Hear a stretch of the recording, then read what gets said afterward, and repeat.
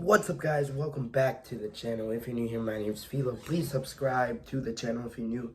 Turn on your post notifications bell because you don't want to miss any of my videos. Tomorrow morning for me, because I'm on the East Coast. Man, 8 a.m. bro, 8 a.m. Should I go live? I'm still sick, so bear with me, but 8 a.m. Should I go live to do reactions? I don't know, but we are in Australia for WWE Crown Jewel. And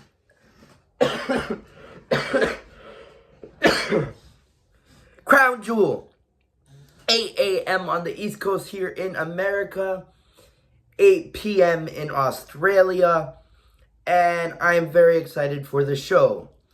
The Crown Jewel Championships are back, and compared to last year, this year is actually pretty much better, because this year we have undisputed champion Cody Rhodes taking on World Heavyweight Champion Seth Rollins, and these two have a history together. These two, Cody Rhodes always beat Rollins ever since coming back to the WWE. Seth Rollins has never beaten Cody Rhodes ever. And that's the story coming in to Crown Jewel tomorrow morning. But before I predict that match, let's go ahead and talk about the OTC. Roman Reigns taking on Bronson Reed, part of the Vision, in an Australian street fight. First off, I want to talk about how many different ways are we going to say no DQ, man? There's Bloodline Rules, no DQ, street fight, this and that. A lot of different ways to say street fight. But Roman Reigns versus Bronson Reed in a street fight. Props to Bronson Reed for getting himself on this card and facing one of the GOATs, Roman Reigns, for the second straight premium live event in a row in a one-on-one match. Roman Reigns beat Bronson Reed at Clash in Paris. The first time they faced each other was Clash in Paris, and Roman Reigns won there. So I feel like in order to make Bronson Reed strong, I feel like Bronson Reed needs this win more than ever, and it's in his hometown. But we all know that WWE likes to have the hometown heroes lose in their hometown. But I think since Roman Reigns won at Clash in Paris, I feel like Bronson Reed needs to win here, and maybe Paul Heyman, Braun Breaker can help him out here. I'm going with Bronson Reed to beat Roman Reigns in this Australian street fight. Next, let's talk about this amazing feud. We got Io Sky and Rhea Bloody Ripley taking on Asuka and Kairi Sane. This feud has been incredible. From the time where Io, Kairi, and Asuka were family, from before the WrestlePalooza match where Io Sky took on Stephanie Vaquer for the vacant Women's World Championship at the time. Asuka was gonna help Io Sky win and win back her Women's World Championship. Io Sky did not need her help, did not want her help, and kept Asuka in the bag. Asuka got mad, said that Io wasn't successful in doing this alone. She needed help. Io did not need her help, did not want her help, and at WrestlePalooza she lost. Stephanie Vaquer won. Stephanie Vaquer is our Women's World Champion now, and that's what caused Asuka to turn on Io Sky, making Kairi Sane destroy Io Sky as well, misting her and misting Rhea Ripley. Rhea Ripley and Io Sky being foes and now friends, and Rhea Ripley trying to help her friend Io Sky, saying that family shouldn't treat this feud has just been incredible. And we knew that this was gonna happen because Rhea Ripley is coming home to her hometown in Australia. And since it's Australia and her home turf, Rhea Ripley is gonna win. Rhea Ripley and Io Sky are gonna beat Asuka and Kairi Sane. Let's talk about the Women's Crown Jewel Championship match, as the Women's World Champion Stephanie Vaquer taking on the Women's Champion Tiffany Stratton. And honestly, right now, guys, I'll be honest, my favorite champion ever is Tiffany Stratton. Tiffany Stratton is undefeated in 2025. She hasn't lost a match. She's incredible in the ring. Stephanie Vaquer is also incredible in the ring. And I believe Stephanie Vaquer when she said in the kickoff show that she's greater than Stephanie Vaquer. But than Tiffany Stratton. But I love both of them, and I love what they're doing. Either way, either or, I'll be happy. I don't care what happens. I don't care who wins. The championship will look good on either or. I don't like the championship design, but the championship nonetheless will look good on either or. I feel like since Tiffany Stratton hasn't lost a match in 2025, I feel like WWE likes going with the popular decision. So maybe that leads me toward Tiffany Stratton. But Stephanie Vaquer only proved herself at WrestlePalooza, winning against Io Sky and winning the championship. Ever since then, she hasn't been showing up on TV until recently, and I feel like Stephanie Vaquer needs this more. But I don't know. I'm leaning towards Tiffany Stratton, but Stephanie Vaquer should really win this match.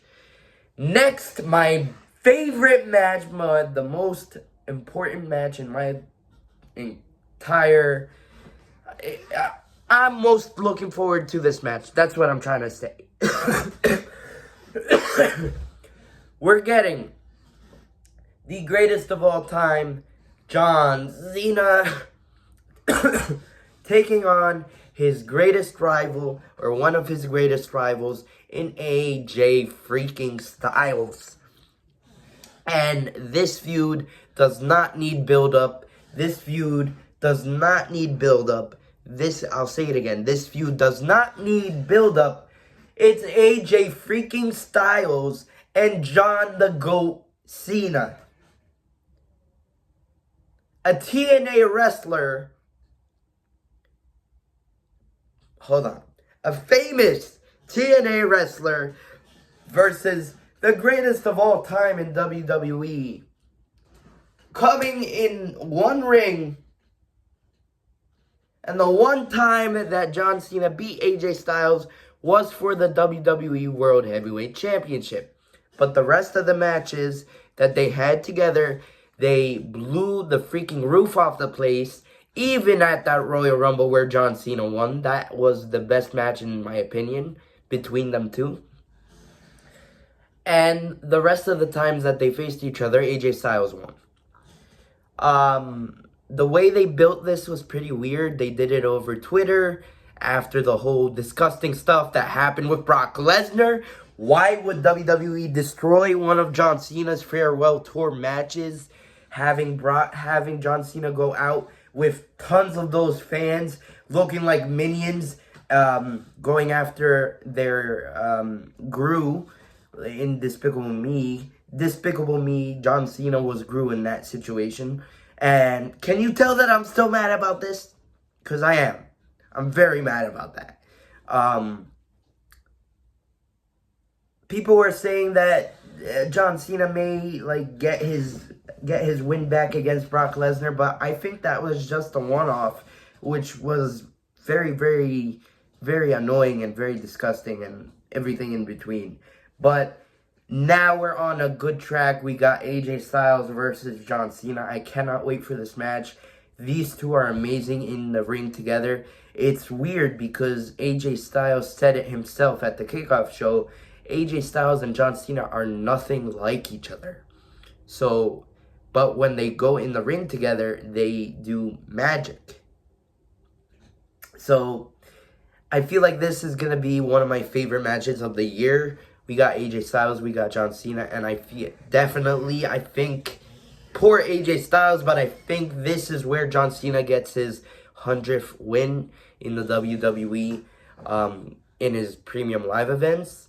But it's going to blow the freaking roof off the place, and it's going to be my favorite match of the whole year, or one of my favorite matches of his retirement tour, maybe the favorite match of the whole year. But John Cena is going to be AJ Styles. And the last match I want to talk about here, I started the video off with this match. I'm going to end the video off with this match, talking about my prediction for this match. We got Cody Rhodes, undisputed champion, versus World Heavyweight Champion Seth freaking Rollins. Seth freaking Rollins has Cody Rhodes in his head. For sure has Cody Rhodes in his head. Seth Rollins' kryptonite. Seth Rollins is one of the greatest of all time. Yes, I said it. One of the greatest of all time. He's one of my favorites. Not my favorite, but one of my favorites. Roman Reigns is also one of my favorites. John Cena is my favorite of all time.